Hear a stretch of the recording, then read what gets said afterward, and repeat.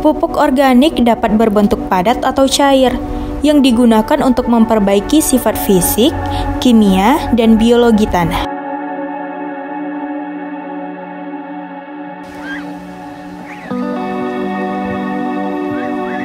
Kali ini kami akan mengunjungi petani di Nagari Batu Palano, Kecamatan Sungai Pua, Kabupaten Agam, Provinsi Sumatera Barat.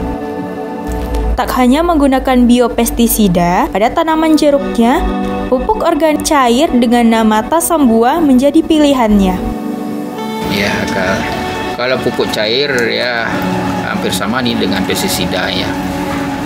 Karena kalau kita mempergunakan pupuk cair alami, dia yang pertama dia akan menyuburkan tanah, memperbaiki struktur tanah.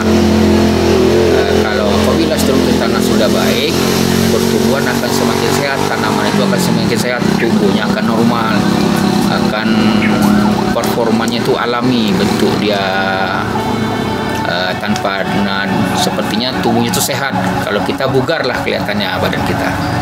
Tapi kalau kita mempergunakan pupuk anorganik ini reaksinya di tanah ini keras ini. Banyak membunuh mikroba-mikroba di tanah. Yang mikroba ini padahal yang perlu untuk sebagai pengurai, tapi dibunuh karena kita mempergunakan pupuk anorganik. Nah inilah. Jadi pupuk ini reaksinya panas. Yang pertama, mikroba dalam tanah mati, dan kedua, apabila salah penempatan, pupuk anorganik ini akan menyebabkan tanaman mati. Apabila mikroba sudah mati, tidak ada lagi pengurai di tanah, ini lama-lama tanah kurus. Tanah tidak akan berfungsi sebagai alaminya. Jadi apabila tanaman ini tidak kita pupuk lagi dengan pupuk anorganik, tanaman tidak akan bisa hidup. Nah, itu kelemahan daripada pupuk anorganik. Tapi kalau pupuk organik, dia ini semakin hari tanah itu semakin subur karena mikroba, bakteri pengurai dia bekerja maksimal. Media hidupnya mendukung untuk dia hidup. Karena ketika itulah terjadi mikroba-mikroba pengurai. Jadi zat-zat di dalam tanah terurai. Nah inilah yang akan bermanfaat tersedia untuk tanaman.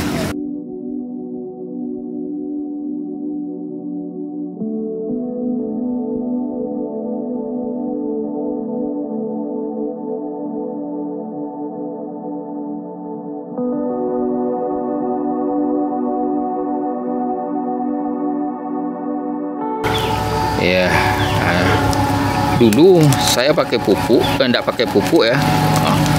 Ini besar-besar ini.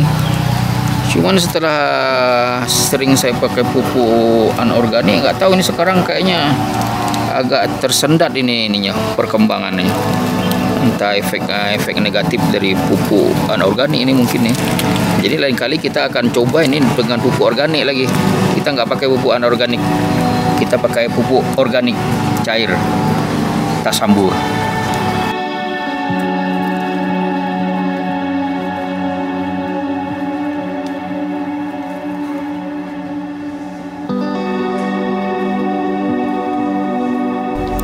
Untuk membandingkan hasil penggunaan pupuk organik dengan pupuk non-organik, petani ini melakukan uji coba pada tanaman cabai dan bawang. Nah, seperti apa hasilnya? Mari kita lihat bersama. Pak Muli, ini saya mau tanya sedikit Pak Muli, karena ini adalah untuk kita coba harapan petani Pak Muli. Ini kan sudah Pak Muli tanam nih, ya. Saya lihat, mohon maaf Pak Muli, agak sakit gitu, ya. Agak sakit. Kenapa ini Pak Muli teruskan gitu, ya? Kenapa nggak dicabut, ya? Iya. Ya, kalau dilihat bibit ini memang bibit kurang sehat ini. Bibit afkir. Kalaupun istilahnya kalau dikasihkan sama petani yang lain mungkin nggak mau orang ambil. Cuman saya berani mencoba bibitnya sakit ini bagaimana kalau diberi pupuk cair organik Tasambua. Saya yakin gitu. Jadi makanya saya coba menggunakan bibit yang sakit. Bibit yang sakit saya berikan pupuk cair organik Tasambua. Ya. Kalau kita petani, yang paling penting kan kita cari untungnya gitu. Artinya pemakaian yang efektif dan efisien.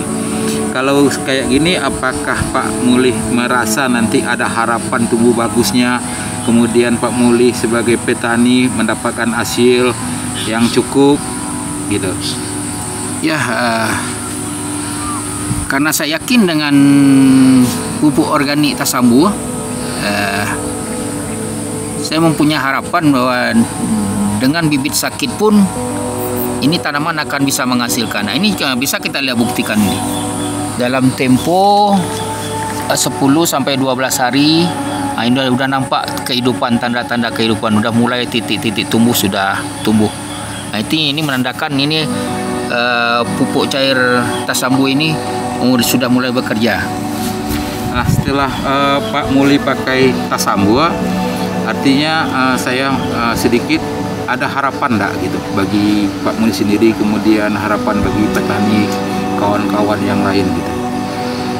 Ya, tentu saya sangat ini besar harapannya ya, karena dari segi pemberian aja ini cukup praktis ini. Cukup praktis dalam arti kata kita cuma menyemprotnya ini tidak jumlahnya tidak perlu banyak, sedikit aja dia sudah bereaksi, sudah perannya terhadap tanah maupun tanaman sudah sangat besar. Jadi ini sudah satu harapan ini. Pertama kita sudah dapat efisien pemberian dari pupuk organik, dari pupuk cair organik Tasambua. Nah, kemudian nanti kita lihat, mudah-mudahan ini dia akan bekerja sampai panennya baik. Itu harapan saya. Oke, dengan kondisi cabai Pak Mulih seperti ini, kenapa Bapak tertarik memakai pupuk cair organik seperti ini gitu? Karena apa? Karena banyak lagi pupuk-pupuk yang lain ya, yang bisa dipergunakan untuk tanaman gitu. Apa yang keinginan kuat dari Pak Mulih gitu? Ya, saya sebenarnya udah berapa kali nih coba pupuk organik ini, pupuk cair organik. Sudah banyak saya coba.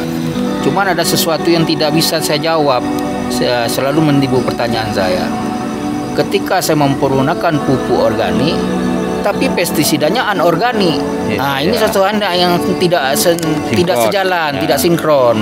Nah, dengan adanya produk daripada Tasarai, ada pestisida organik, biopestisida, dan pun dia dikombinasi dengan pupuk organik, pupuk cairnya Tasambua.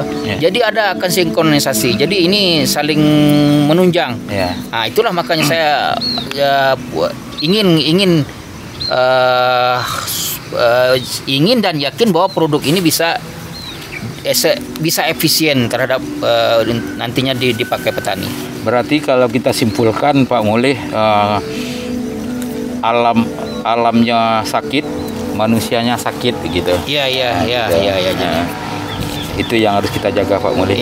Semoga ini menjadi bagi Pak Mulih nantinya, kalau ini berhasil, kalau ini menjadi ladang amal bagi kita semuanya gitu. Amin. Dan mudah-mudahan ini bisa petani bisa, setelah kita selesaikan ini percobaan kita ini, mudah-mudahan petani termotivasi untuk menggunakan dan melaksanakan giat produk daripada Tasarai ini. Itu bawang merah itu bisa dilihat, bisa. Sama seperti bawang ini juga ya, jadi kita uji juga ini produk Tasarai ini, pupuk organik Tasambuanya terhadap cabai dan bawang merah gitu. Nah, umurnya sudah berapa nih Pak Mulih? Umurnya ini udah sekitar 10 hari nih. 10 hari. 10 hari ya. Kalau jenisnya? Jenisnya ini bawang merah jenis Birma. Ada enggak Pak Mulih temukan ya penyakit-penyakitnya gitu? Sampai sekarang belum kelihatan. Ya, gitu.